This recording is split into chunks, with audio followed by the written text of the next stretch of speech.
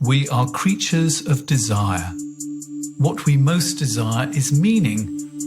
What makes us suffer most is a lack of meaning. The Meaningful Life with Andrew G. Marshall. Marital therapist, author, and communications trainer Andrew G. Marshall invites guests from all walks of life to discuss what makes life meaningful. Hello, I'm Andrew G. Marshall, and welcome to The Meaningful Life. One of the most common complaints of couples in my office is that neither of them feels heard by the other. It's not just partners. What about your mother, your friends, or at work? Do you find it hard to speak up in meetings or feel overlooked by your boss and not taken seriously by your colleagues?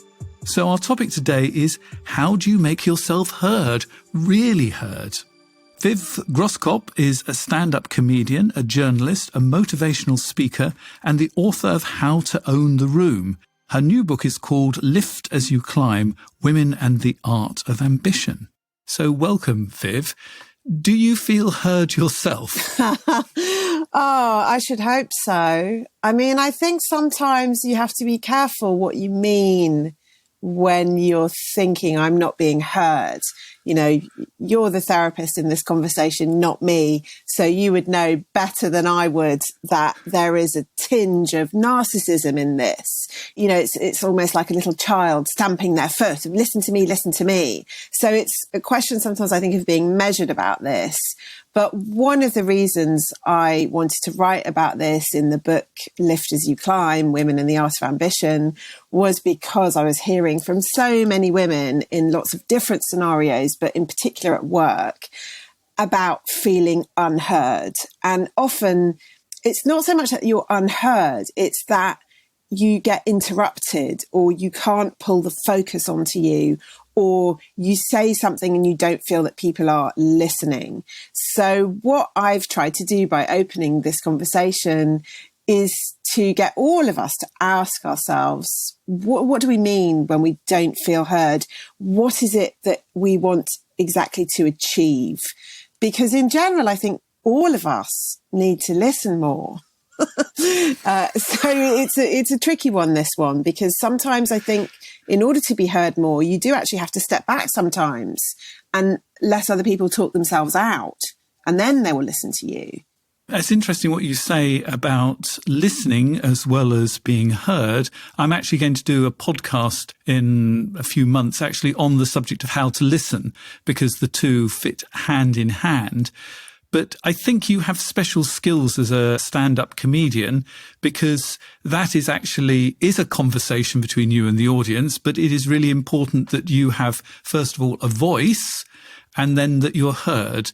Perhaps you can explain a little bit by what we mean by a voice for a comedian. Yeah, thank you so much, Andrew, for making that connection, because I think it's so important that people understand where I'm coming from when I talk about these things, because obviously I'm not a therapy professional or any kind of hearing doctor, or I have no kind of academic or scientific basis. The only basis I have for understanding anything about this is what I've learnt at the coalface of stand-up. And I switched from doing journalism trapped behind a computer to throwing myself at the mercy of audiences in my mid-30s, 10 years ago. And I did it as a real baptism of fire. I knew that I had a lot of catching up time to do. I wanted to find out pretty quickly if this was something I really wanted to do seriously or if I was just dabbling. And so I really took it very seriously. I did 100 gigs in 100 consecutive nights in 2011. And I wrote a book about that. Then I went on to do 6 years of Edinburgh shows, and I hosted tours for lots of really big people. And I really threw myself in at the deep end. So I learned fast how to make people listen to you and pay attention to you. But as you say, maybe more importantly, how to listen to them. And a lot of people who would be really scared of stand-up, and rightly so, if it's not what you want to do, then definitely don't put yourself through that. It's a tough thing to do. A lot of people would think that stand-up is a monologue, and it isn't really. It's a dialogue where the other person ideally doesn't speak. Sometimes the other person might speak because they might heckle you, but you have to learn to read other people's faces, their eye contact. You have to learn to read silence. You have to learn to listen really hard to the way that what you're saying is coming across. And you almost have to have a sort of slight out of body experience of stepping outside of yourself and thinking, what's the rhythm of my voice? Is there enough musicality here? Am I telling this fast enough? Where does the pause need to go? How is the pacing? You learn how fast that audience is taking on board what you're saying, how long it takes them to reach the punchline. And you really learn to tune in to other people and the connection that you have with them. And for me, a lot of it, and I think this is what's useful for this conversation about being heard in any situation, whether it's family, relationships, work, it's about quietening your ego and leaving space for the other person. And you really learn that the hard way in stand-up, because you've got to impose your ego. You've got to show people, I'm okay with being here. I've got this. I'm in charge. I'm going to make you laugh. It's all going to be good. But you also need to leave space for them, because if you make it all about yourself, that's going to be really off-putting. So how do you quieten your ego? Oh, you got to batter it over the head. I learned to batter you do it by a process of attrition in stand-up, really, that you do learn when things are difficult, when you have difficult gigs, when an audience doesn't like you and you have jokes that don't land. It's all part of the process. You kind of learn that it doesn't matter, that it's not about you. And you shouldn't take that really seriously and think, oh, I'm such a terrible person, or I'm really rubbish, or I'm not funny. You learn, oh, okay, how can I make that easier for people to understand? How can I make my point clearer for people? You learn to take the focus off of yourself and onto other people. That is the biggest lesson in the quietening of the ego, is what are other people experiencing when this happens? When you're really trapped in your ego, you're constantly thinking, what am I experiencing? What does everyone think of me? How important am I in the room? And that's such a dangerous place to be in, because it's very unattractive for a start, and it makes other people just feel really uncomfortable for you. And I think it's a pretty normal reaction for lots of us in lots of situations that we get into, but it is such a liberating thing to try to rehearse and practice that kind of generosity of spirit, where you step out of yourself and think, what are other people experiencing here? So do you ever do this with your husband and your children? I can see how you could do it with a group of strangers, but it's really difficult with people you really care about to quieten your ego. But my suspicion is that actually might be good. So tell us about whether you ever do it with your family. I think I do it all the time, Andrew. I don't know if that makes me a psychopath, but for me, it's quite easy. I just think to myself, Viv, this is not about you. This is not about you. And every moment that you can think that in any difficult interaction, especially if it's conflict or argument or disagreement, just think this is not about you. And take your time to put the focus onto the other person, really listen to what they're saying and let them get it out of their system. And learning that sometimes people need to say what they've got to say, and really say it like to the end. I mean, this is what therapy is for. A therapist would just sit in a room for an hour saying, tell me more about that feeling. Now tell me more about that feeling. What other feelings are related? Therapy is such a brilliant discipline, because it is the ultimate discipline of listening and making another person feel heard. A good therapist will not bring their own ego into the therapy room. So it's bringing a tiny, tiny, unqualified little piece of that into your family relationships or difficult conflicts or arguments or anything, and just thinking, just for a moment, make this not about you. And I actually use something very similar. I say it's not all about me, because some of it, the argument is going to be a bit about, say it's with your husband, it is going to be a bit about you, but actually it's possibly quite a lot about, how he used to respond to his mother or his siblings, or, we've got a bit of the old work conflict that is coming into the room. And I think that helps to actually be aware that some of this stuff is about you, but quite a lot of it isn't. So don't actually take everything quite so personally. Do you think this feeling of not being heard is more a woman's problem than a man's problem? That's such a great question. I've looked into this in quite a lot of detail to try and give some journalistic weight to the opinions and ideas that I put across in the books How to Own the Room and Lift As You Climb, because my advice and my opening up of this conversation is purely that of a layperson. And from what I've read and seen and interviews that I've done, there isn't a great deal of evidence. I think we're quite early in having this conversation and in there being academic research into this topic. There's quite a lot of academic research on how much people talk, although it's incredibly controversial because they always do all of these studies that prove that women talk more than men, and then everybody gets very excited about that and it reinforces a stereotype. And then there's counter surveys that say, actually, no, there's nothing conclusive about talking or listening that splits us accurately by gender in a way that we can say is scientific or academic. But anecdotally, I feel, having done events, before the pandemic, I was doing dozens of face-to-face events with, groups of hundreds of women.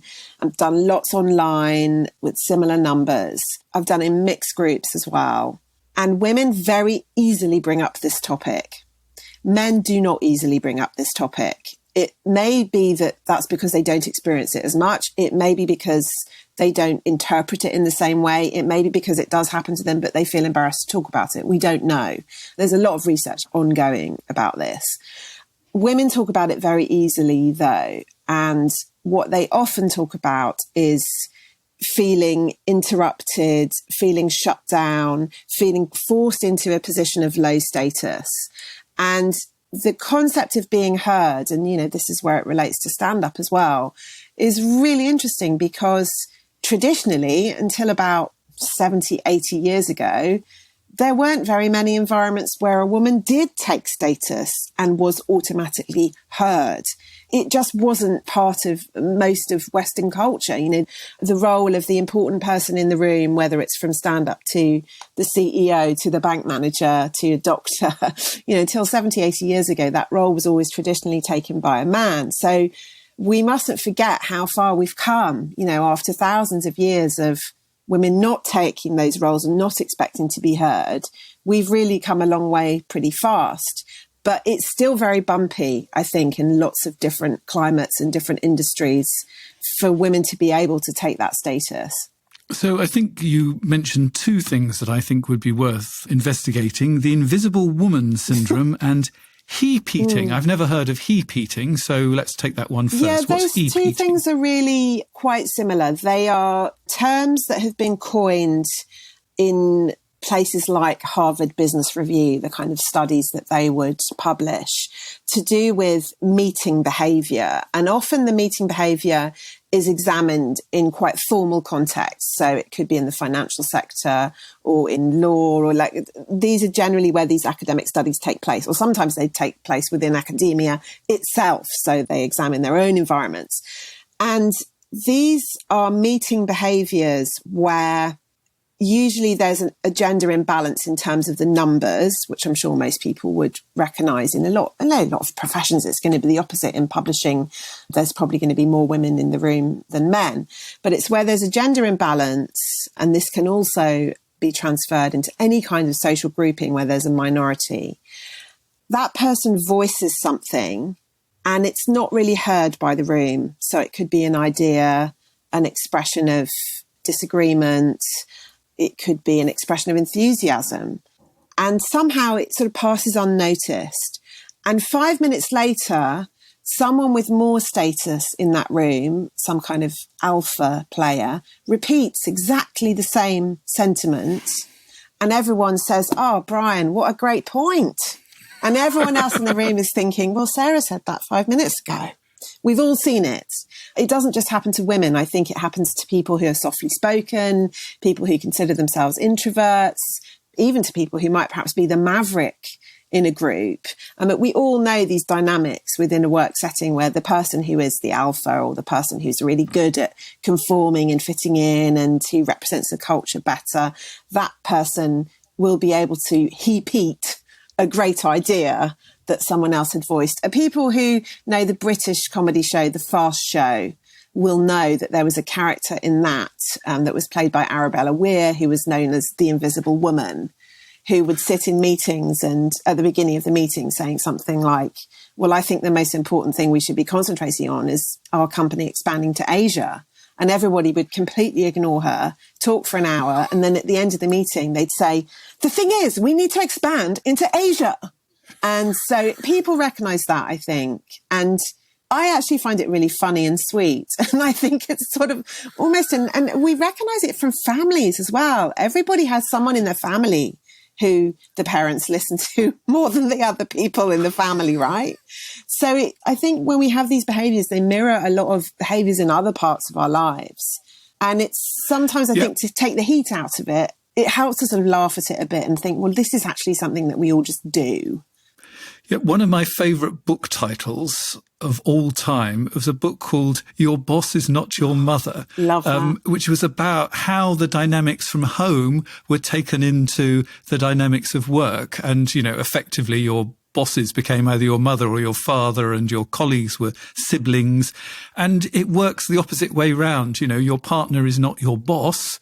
Your children are not your boss. They're not your siblings either. I think it's quite useful to actually look at all of these things. So I'm really pleased that we're doing this today. So let's break down in a sort of concrete way what stops people from being heard. I've been thinking about this, looking at some of the ideas in your book. So I'm going to pull out some of the things that you've said, and I've got a couple of ideas as well. So what stops people from being heard? I would say the first thing is they don't know what they want to say, and they don't know how to say it. So expand on that for me. That's key, isn't it? I would define that as being related to two things: clarity and confidence. In turn, to answer your question more generally about what stops people from being heard, there's a concept in acting, in drama, in all kinds of public performance that is known as the interaction between the internals and the externals. So the internal would be, I don't feel confident, I don't know what to say, maybe people in this room don't like me, maybe I'm not going to be heard. It's the internal conversation. That's like maybe the therapy part of you. That's your internals, your internal narrative. Then the externals are things like standing up straight, pushing your voice forward, learning to use a plosive to say, let me make a point, or please. So these are strong consonants. Yeah, using a strong consonant or a strong expression to break through a conversation instead of starting your attempt to break into a conversation with or oh, excuse me, or already if you start with that openness of a vowel or an apology, you're on the back foot and you're asking for permission to come in. Whereas if you say, let me interject, or the thing we're missing, or what I was thinking, you know, anything that is decisive intervention. And you can even write some of them down if it really is a big problem for you. Those are the externals, little tips and tricks, like, you know, even using a pen to get people's attention, as long as you don't fiddle with it, holding a pen very still in your hand and then raising it, making eye contact with the chair, for example. It's very difficult for people to ignore because it's rude. So learning the signals of the externals can be really helpful, but working on the internals, which is the real question that you're asking when you say people just don't know what to say, or I find often, and this is especially, I've noticed this with women, is that they question whether what they say is going to be good enough. And they think that somebody else in the room must have a better contribution. I mean, obviously, this is a generalization. I was talking about this at a speech writing conference where often there seemed to be a hesitation for women to ask questions in the room, but the men often ask questions. And I just got up and said, men, please answer me this. When you have a question in your mind and you want to ask it, do you ever think, I better not put my hand up because this might be a stupid question? And they all looked at me as if I was mad. Like, why would anyone think that? And all the women were like, yes, I do that every time. Like, even women who were massively, massively successful. And so that's fascinating. And so it's always worth thinking, my question is worth asking. I think what also happens that stops people from being clear is they're not only questioning whether their point is valid, but they're also at the same time trying to answer the points that they think the other person is going to make about it not being valid. So we've actually got a second layer on there. Is my question right? Is my question valid? Oh, and just in case it isn't, let me start trying to knock down the reasons why it should be heard. And you can begin to see immediately there's going to be no clarity. What is this person trying to say? And often it's partly they haven't thought it through, but more often I think it's this internal dialogue that's becoming external. We haven't even heard what the question is or the point is before the person who's giving it is beginning to knock it down. It's not, we must go to Asia. It's, I think we should go to Asia, but I can see there's going to be reservations about this. And let me actually tell you about why we should ignore those reservations. And it sort of has rather lost its moment, hasn't it, already? And I haven't even finished speaking. Yeah, absolutely. I love how you expressed that. It's this hedging of your bets, of waiting to be shot down and incorporating self-defense in your assertion. And it's, as you say, disastrous. People are afraid of clarity. I'm not sure why, but clarity is so valuable. You know, I've learnt to do it myself, partly through stand-up and partly through, you know, I've hosted a podcast, the How to Own the Room podcast for 3 years, where I interview sometimes really incredible people like Hillary Clinton and Professor Mary Beard. And I don't want to be the person who's saying, you know, Hillary, I was thinking about asking you about this thing where blah, blah, blah. I want to ask her a question in 5 words and get the hell out of there, because people want to hear from her. Why are people so reticent of actually giving their opinions? I mean, I think you answer this in your book. It's the messages we've actually had as children. There are very strong messages that we get given. I don't know if you had this one. Did your parents ever say to you, I want doesn't get? Oh, all the time. So you couldn't say, I want something, because I want doesn't get. And then immediately, if you've got that message, I want doesn't get, you've got to sort of manipulate round to it. You can't just say, I would like an ice cream, and they can answer either yes or no. You have to sort of approach it in a roundabout sort of kind of way. Oh, look, there's an ice cream stand over there, sort of kind of thing, rather than actually being able to ask for what you want. And I think it's really useful to think about those messages you got as children, to actually sit down and think about them. So let's just do this. I'll give you another one from my family, and then perhaps you can give me a couple from your family. The other one we had was family hold back. FHB, that's in my husband's family. If you had, you know, people round for tea and there was a nice cake or something like that, the family had to hold back. So we didn't scoff all the cake before everybody else had had a chance.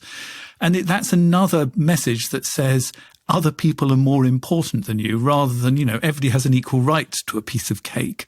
So those were a couple of messages that I got as a child that stopped me from being straightforward and saying, could I have a piece of cake, please?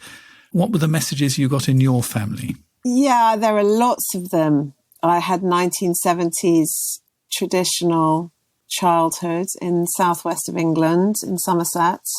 And I was partly raised as well by my grandparents, who were absolutely lovely, lovely people, but, you know, born in 1916 and 1921. So I feel as if those attitudes, they are actually a hangover from almost the 19th century, where children would, you know, you've got to be seen and not heard. And I've heard from my parents, from grandparents and people in both of those generations that as children, they were literally told, I never want to hear you speak. And it's interesting, I think, now looking back, because we think of like the 1960s and the 70s as being permissive, as lots of ideas of psychotherapy coming through, but they really were not filtering down at that point. So I heard a lot, nobody's interested in what you have to say. Or no one cares what you think. No one cares what you think. And stop showing off. Stop showing off was probably the biggest one. And funny you became a stand-up, really, isn't it? And I did actually, I was quite self-aware as a child. And I did think, well, why? You know, that's who I am. And I just thought, well, you're just not in front of the right audience at the moment, so maybe tone it down a bit. But most of us don't have that kind of self-belief. If everybody's telling you, stop showing off, you sort of take that message on. And even though this is 50 years later, that message is still somewhere deep inside you. And I think that, I mean, you've overcome it with 100 nights of stand-up. That's real shock therapy, really, isn't it? But most people have still got those messages that they're not really conscious of. So, I mean, I really do invite people to think back to their childhood and think of those messages. Somehow they seem to always be around the dinner table. That seems to be the place that you got them the most. You know, what were the sayings? Think about them, because once they're conscious, you can begin to fight them. Now, you mentioned confidence.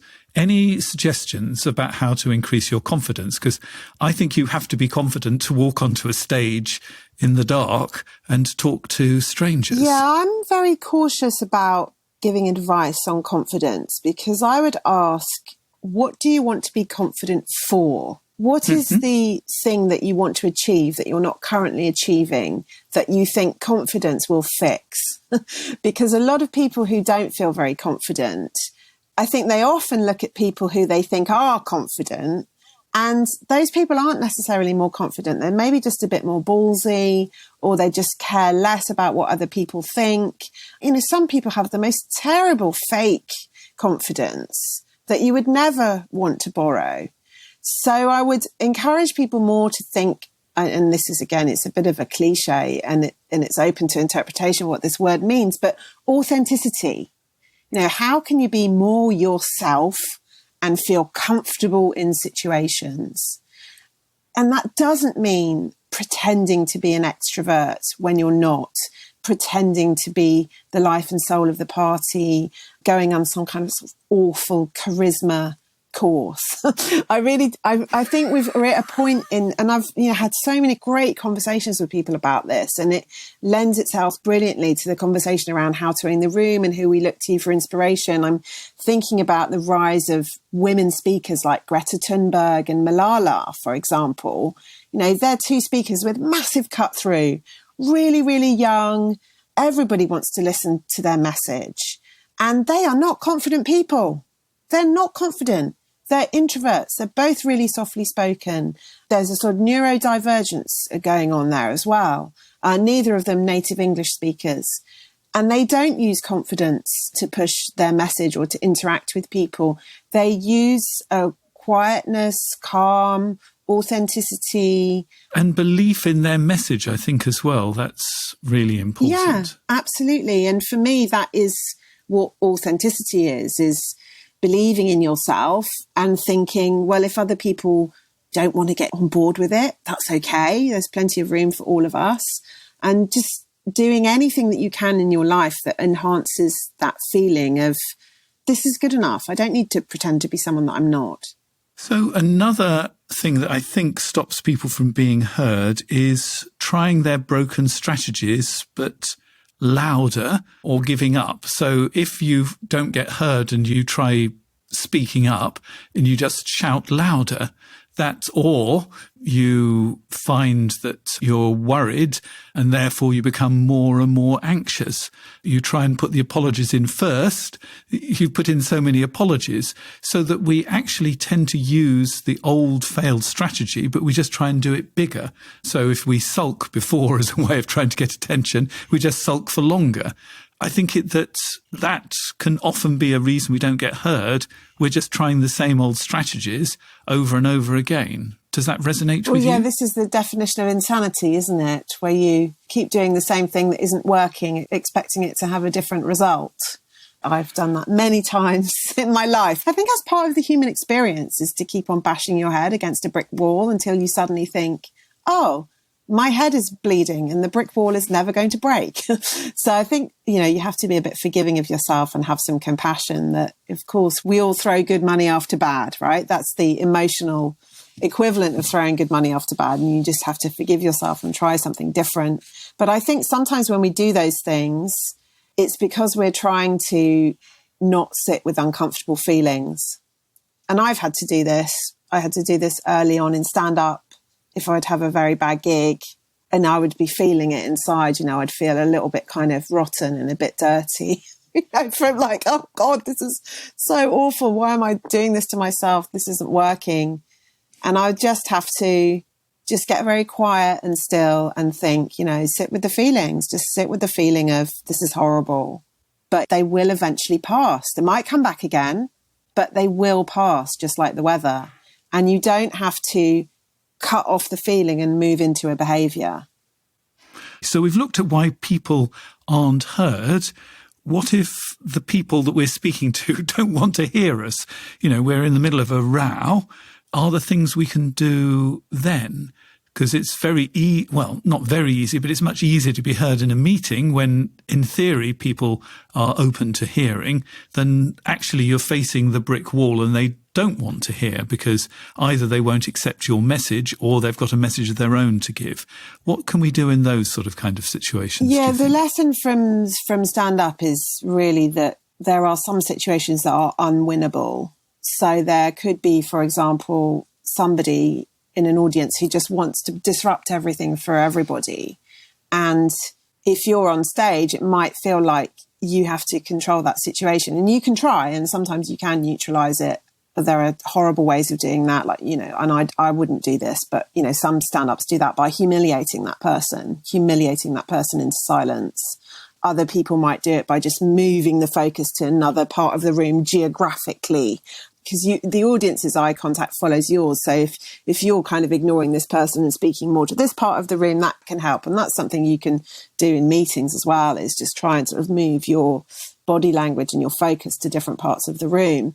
But it's a known fact that some situations are literally unwinnable. So that's why they have bouncers in, serious stand-up comedy, because that person needs to be physically removed. And sometimes I think in everyday life, we have to think, pick your battles. Can you actually win this battle? What's really going on here? Should you have some sort of metaphorical bouncer who comes in and removes that person? Well, you can't have that. So you might just have to sit and listen to the barrage. And I've been in situations sometimes in relationships, sometimes to do with work, where somebody is really expressing a lot of anger and a strong opinion. And I fundamentally disagree with them and they know that. But I have to learn to sit on my ego, to sit on my opinions and let them talk themselves out. And that is an incredibly effective strategy if you can force yourself to do it. I mean, obviously, be safe. I'm not talking about a situation where somebody is really attacking you and you're physically unsafe, then you need to get out of that situation. But a situation where it's, an emotional, psychological conflict or a difference of opinion, let them say what they have to say, listen, and then say, what else do you have to say about that? Or, okay, I get it, tell me more. Or rephrase something that they said and say, when you say that, this is what I hear.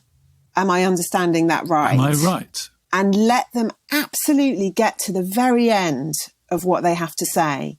And even then say, okay, is there more to that? These are really therapist techniques. And I've learned to do that through sitting in a therapy room for pretty much 20 years. I've done loads of therapy. I love therapy. I love my therapist. And that is what therapy is. It's really saying to the other person, yes, and what else? And what's interesting is when they finally have got it all out, sometimes they will then begin to say, well, actually, when I say A, that was a bit over the top. Actually, really, I feel B. And they will begin to deconstruct it a little bit. They won't generally just spill it all. Once it's all spilled, they will actually look at the mess in the room and they might actually soften some of it. But actually, if you just go up against them at that moment, they will just solidify it and it gets harder and harder. I think that some of this is going to come up in the letter, so we'll perhaps expand on that as well. But what I'm aware of is that particularly for women, and actually amazingly enough, I see it a lot for men in their relationships at home, that being a nice guy and people-pleasing is actually a huge handicap, and that somehow you've got to find a balance between owning the room and people pleasing. So how do you deal with those two things? Yeah, that's a great question. I've often tried to address this idea of being nice. And you're right to say that this affects men often as much as women. And I'm always trying to keep this conversation. I mean, I focus on women because we need to make a change there. But there's so many things in this conversation to do with confidence and being heard and feeling like you own the room that resonates with so many men as well. It's really about reducing that stereotype of the alpha. You know, the alpha has always represented power and leadership and the person we all listen to. And I think we're seeing a massive sea change in the way that we relate to power and leadership and who we should listen to. And it's not just gendered, it's to do with all different kinds of groups in society finally being heard and us not having a default. But I think that being nice is a quality that we all slightly worry about. And I think perhaps this is a slightly British thing, or there are different cultural ideas around niceness. There's definitely gendered ideas. You know, lots of little girls would have been told, you don't do that. It's not nice. Or it's not nice for a girl to do that. But similarly, there are lots of men who want to be the good guy. You know, they want to do the right thing. And it's about finding this happy medium that I call happy high status. This is a concept from Keith Johnson, a brilliant improviser, who talks about on stage, and you notice this in particularly in comedy and drama, people are vying for status the whole time. And according to different behaviours and the way that you react to somebody, your status goes up and down. And if you take that off stage and into real life, you're trying to get to this feeling of happy high status. And I often give Michelle Obama as an example of someone who's really embodies this. And it's this feeling of very casual magnanimity. It's the sort of person who could take charge in a room if they needed to and people would follow them, but equally they're not imposing their status. And it's almost, I would say, like being a good sibling. And, you know, my sister's listening to this, she'll just be cracking up because she's like, well, you don't know anything about this. But it's like, because I'm an older sibling. My sister's 3 years younger than me. And, you know, older siblings can have a real tendency, and I have 3 children, so I see this in them as well, especially when you're a child, you want to lord it over smaller children and show, like, I'm the boss here. I'm actually 9 months older than you. We all know that feeling of like trying to assert status. But then we all know those moments, and I think even those who are only children would see this behaviour in other people, where actually you're having a really good relationship with your sibling and the age difference has fallen away and you're just equals and you're having a, you know, loving moment and it's all just normal, and it's like more like your friends than part of that whole sibling hierarchy. So happy high status is about having enough confidence and presence that you feel comfortable in a situation, that you feel ready to give the best of yourself, but you're also able to let others in the situation do the same. So you've got 4 top tips. These are actually for meetings, but I think we can go away from those. So I'm going to take you through these 4 top tips because I like people to take away something really concrete. So these are how to be heard in meetings, and I think they are transferable. The first one is be silent and watch. Tell me about that. Being silent and watching is really helpful for this balance of internals and externals. So you might use it if you feel you've got into a situation where a pattern is repeating itself. Say you always end up arguing with a certain person, or you always go into a meeting and you'll never listen to. You can say, right, blank slate. For the next 3 weeks, whenever I go to this weekly meeting, I'm going to be silent and watch. And you just start to observe the body language of the people around you. Start to watch and see what tricks they use to be heard. Almost depersonalize and pull yourself out of the situation so that you can watch it. And it can be very, very helpful. Again, it's taking the emotion out of the situation. It allows you to make better informed decisions when you then do decide to step in. And then would come the point of your second one, which is steal from the best. Yeah, steal from the best is about trying to find moments of inspiration, people who you think, oh, yeah, I love how that person, what energy they bring into that meeting, or I love that person who never says anything. And then at the end, they say one thing that is really incisive. It's so important to almost make a physical note of these things, of people who impress you, people who resonate with you, people who you think, oh, I wish I could have some of what they've got, and really try and analyze it and note it down. It doesn't mean you have to copy other people. I'm not suggesting that you clone yourself, but it helps you to know yourself better, because you start to think, well, these are the things that impress me. How can I bring those out in myself more often?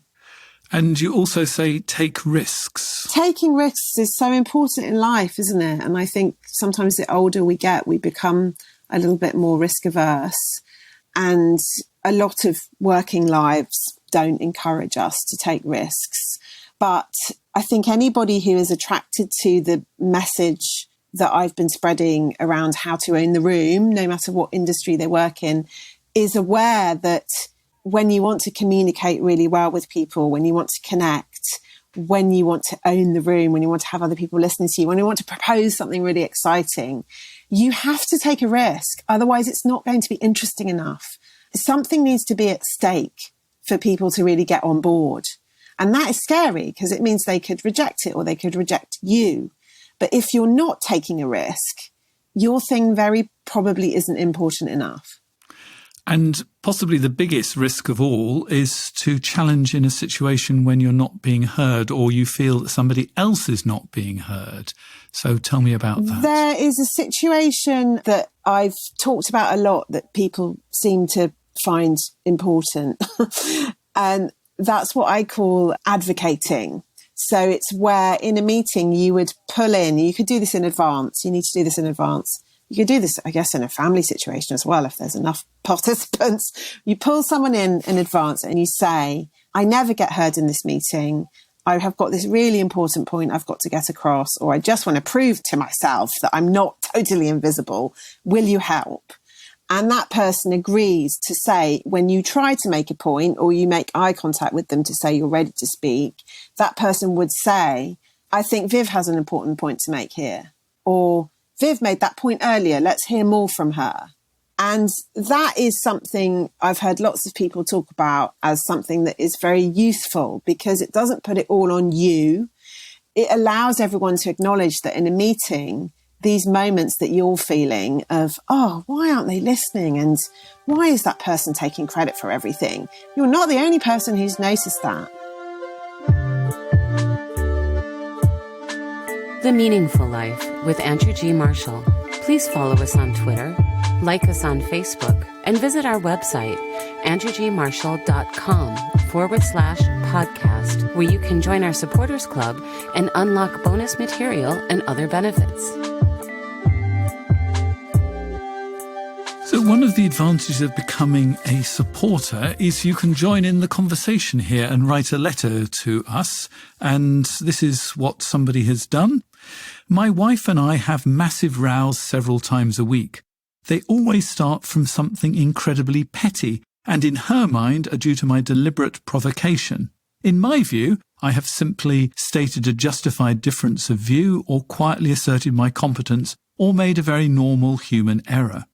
The rows consist of her screaming at me. On the occasion I get a word in, she does not listen and shouts over me from 2 to 3 words into any sentence. And now I just feel a cold, hard lump inside me, and I find myself A, unable to get this out of my head, and B, rehearsing internally how I am going to tell her I'm leaving if, in a couple of months, things have not improved. My problem is this: how do I make one last desperate attempt to talk about this with somebody who perceives themselves as so wronged that they simply will not accept the 6 of one and half a dozen of the other view of the relationship? I need her to at least acknowledge that I have a right to feelings about and a response to her behaviours. So I think we're right about this not being a gendered problem. What are your thoughts on this one, Viv? Yeah, this is a tricky one, because there's a way of looking at this that would indicate that this person is being bullied. And I'm wondering if their letter is trying to ask, am I being bullied? And if so, what can I do to fight back? Is it that serious? I'm really cautious in responding to this kind of thing because I had a podcast for about 4 years called Dear Viv, where I would respond to questions like this. And I'm always so fascinated by how people frame a very complicated situation. And for me, there's so much here that's unspoken. You know, we don't know what these rows are about. We don't have the other person's side of the story. For me, the most important sentence is when he says, I need her to, at the very least, acknowledge that I have a right to feelings about and a response to her behaviours. So for me, this is a real cry for help of my side of the story is just not being heard at all. And that's the real question he's asking is, where do I put my side of the story? And then the other question behind that is, why do you stay with someone who never listens to your side of the story?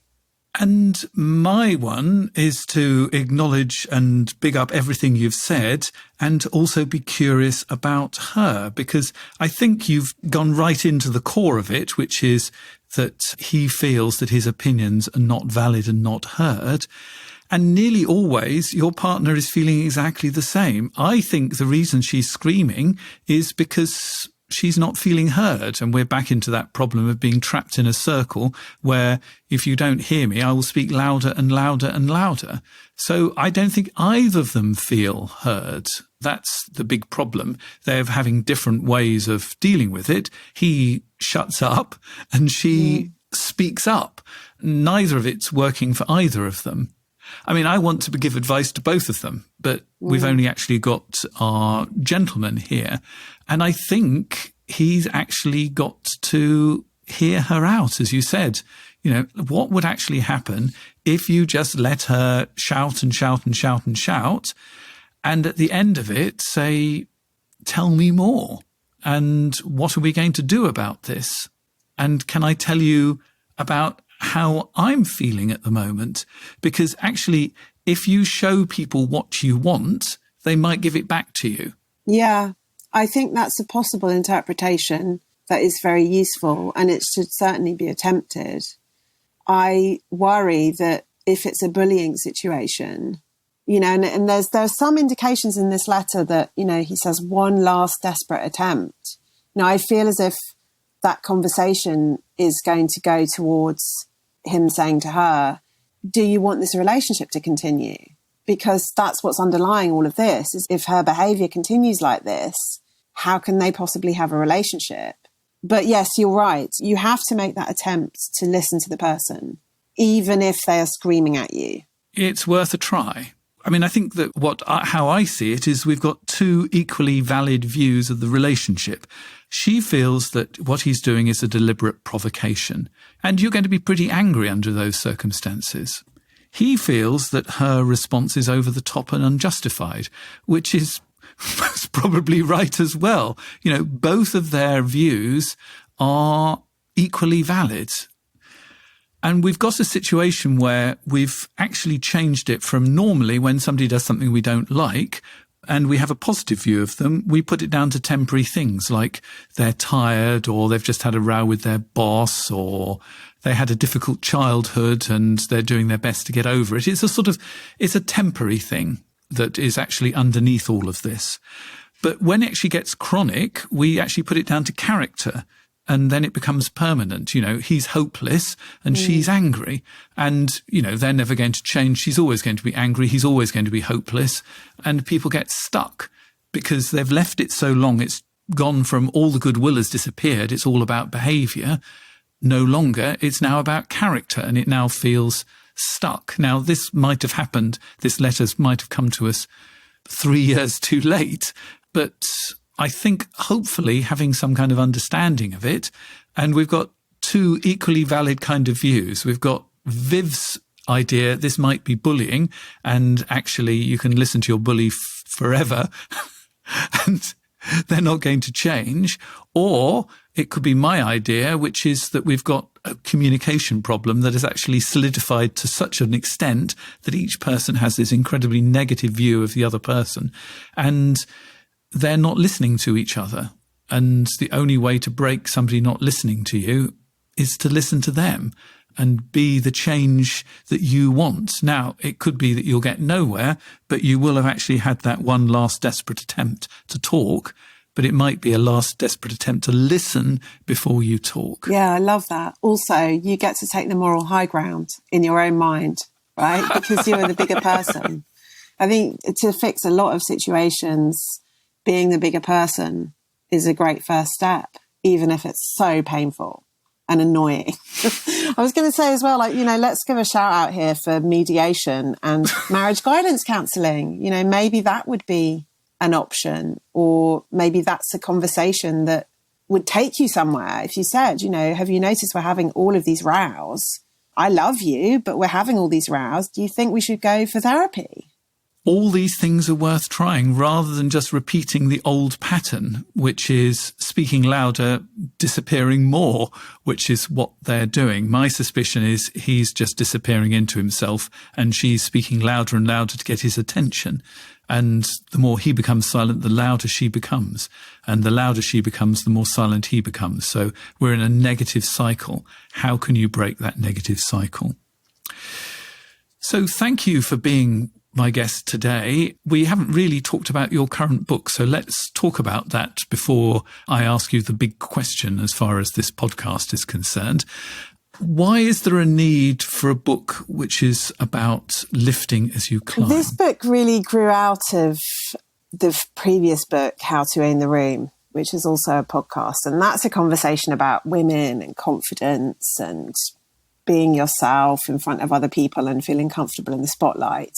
And as soon as I opened that conversation and started having, talks with readers and getting feedback, I realized that so many women were talking about feeling blocked, often by other people, but sometimes by their own internal barriers, feeling blocked at work. I remember the first event I ever did for How to Own the Room 3 years ago. It was supposed to be an event about public speaking, and I talked a lot about Michelle Obama and about Oprah Winfrey and other amazing women public speakers, trying to take lessons from them. The first question that I was ever asked at any event in relation to this book, which is supposed to be about confidence and public speaking, was, everyone I work with is a bitch. Can you give me advice as to how to deal with that? And I was like, oh, wow, you don't have anywhere else to ask this question, do you? And, around the room, lots of people nodding. And I got asked variations on this question everywhere. And I realized, so many women feel unsupported. They're especially shocked if they feel unsupported by other women, which is where the bitch thing comes in. But they might feel unsupported by male colleagues, by all kinds of people. And it was this feeling of being alone and that everyone is against me. And out of that, I started developing these ideas around lift as you climb, women in the art of ambition. So it is okay, I think, to be ambitious. We can be ambitious for all kinds of things. It doesn't have to be for a Ferrari. It could be for a 3-day week, or for, saving the planet. We don't, ambition doesn't have to mean Gordon Gekko and having the corner office, and I say this as somebody who's been a freelance creative for over 20 years. And I'm really ambitious, but I hope I'm ambitious for good things. Yeah, so be ambitious and take other people with you. What does that really look like? So the book digs down into, what does it look like to ask for a mentor? How do you get that? How do you support other people around you without being a doormat? How do you identify the moments when you need a bit of help, but you don't want to appear too vulnerable asking for it? All of those kind of messy, difficult things that we don't bring out into the open very much. I'm trying to find a way to suggest some ideas, to open some kind of sticky, awkward moments, and really make public that conversation that is often private in the workplace. And there is a whole chapter on how to be heard in meetings that we've been exploring in this podcast. So you have to be heard, I think, to have a meaningful life, which is why I've invited you on this program. And I have to have you as a witness ask the question, what makes your life meaningful? Yes, I love this question that you ask. It's the most important question, isn't it? Because I think probably one of the reasons I started going to therapy in my mid-20s was because I had lost the meaning from my life, or perhaps I'd taken it for granted or never really thought about it. I was pushed into therapy really now, I think, looking back, and I think I pretty much knew it at the time, by the death of my grandfather. I was very close to my grandfather and my grandmother. They were hugely instrumental in my upbringing. And over a long period of time of exploring my feelings in therapy and being able to be very creative and open in my work, I've been very lucky that I've been able to plough my own furrow really and explore a lot of ideas that I'm interested in my work. I've realized that what makes my life meaningful is honoring the legacy of my grandparents. And they were very generous, open, real people with whom I did not agree about everything. We had incredibly different views about politics, saw the world through very different eyes because we're from different generations. But their way of moving through the world and of being kind to people, of always having a sense of humor about everything and never taking yourself too seriously, of trying to understand what really matters in life, which I think is the little things. It's the little things that really matter, like your everyday interactions with people, how you make other people feel. They always really honoured that. So for me, if I feel like things are going a bit off track and I'm losing a bit of a sense of self or purpose or meaning, I'll always think, what would they want me to do? And that really helps, and it does help bring meaning into my life. And when you said that, I had a sort of a shiver because it felt so true when you said it. And I was also thinking of actually probably moving down through the generations, so that probably in a sense they were honouring their parents, and probably there's the chance to pass that down through to your children and to your grandchildren. And it's a sort of like a moving sense of meaning that actually honouring your ancestors and becoming a good ancestor is something very meaningful. Yes, I hope so. I hope so. One of the most moving moments I've ever had doing my interviews on the podcast, How to Own the Room, was where, I can't even remember what the question was, but I asked Mira Sayal.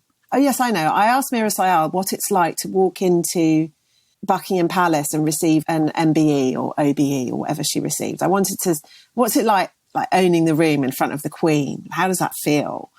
And she just immediately burst into tears and said, I felt all my ancestors were walking with me. And that just blew my mind, because I thought, wow, that's incredible that you carry that sense of worth and meaning and the import of like the bigness of this moment and the smallness of you, that you carry that and that you felt that. That's extraordinary. And I do think it's a wonderful thing if we can all feel whatever negative feelings we have towards our family. And, sometimes, if you watch things like Who Do You Think You Are, people even have very negative feelings towards people generations ago of, some problem that they introduced into the family that was never resolved. Or there are all kinds of weirdnesses and unspoken things and unresolved things in my family, not least the fact that my surname is Groskop, and I was never told that I was Jewish until like some 30 years later when the internet was invented. So it's not pretending that everything in your family is perfect and it's all great. I think that is what really brings meaning, is these may not be perfect people, but they're my people, and I will find a way to honour them. Even though they're keeping all these secrets from you. That's a whole other programme, Andrew. That's a big one, that one. Yeah. Wow. Well, unfortunately, this is where our conversation has to end, unless you're a member of our supporters circle, because on the supporters circle, the interesting conversation continues. I'm going to share with Viv what I've learned from talking to her, and she's going to share with me 3 things that she knows deep down to be true. If you want to find out how to hear that conversation, here comes the details. You've been listening to The Meaningful Life with Andrew G. Marshall. You can follow Andrew on Twitter, like him on Facebook, and please leave a review wherever you consume your podcasts. Making, editing, and distributing The Meaningful Life comes with substantial costs, and we'd like to ask for your help.